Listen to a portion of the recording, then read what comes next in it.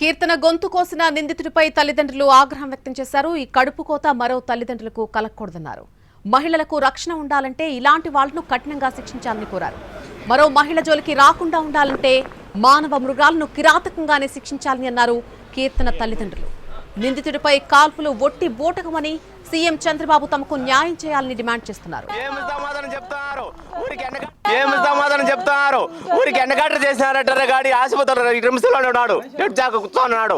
వానికి ఎంత సపోర్ట్ వస్తుందో ఈ వస్తుందో తెలుస్తుంది. మా లాంటి పీద వాళ్ళకు ఎవరు యావక్క తరపు న్యాయం నిలబడుతుంది.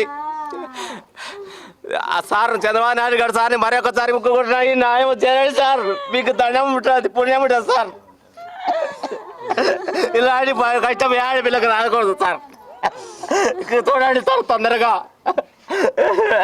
ఇలాంటి బాధ ఎవరికి ఆడపిల్లకి రాకూడదు, ఈ తండ్రికి రాకూడదు. నాకుండేది ఒక్కదాని ఒక కూతురు. సార్ నా బిడ్డను, నా బిడ్డ సార్, నా బిడ్డ కీర్తన కీర్తన సార్, నా బిడ్డను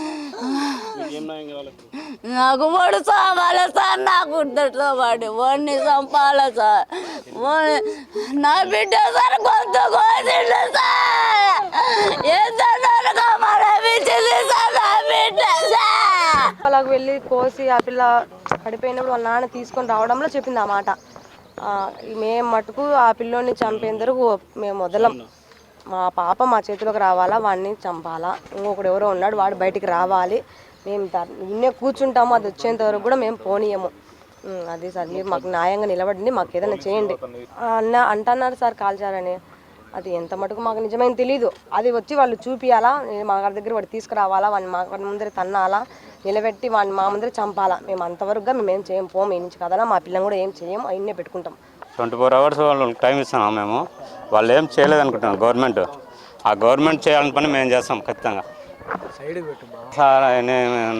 అది చేసేవాడు పూర్తిగా ఎన్కౌంటర్ చేసింటే మేము సంతోషం. గవర్నమెంట్ అదేదో కాళ్ళు చేయాలేదో అట్లా డ్రామాలు చేస్తున్నారు, అంతా నమ్మం.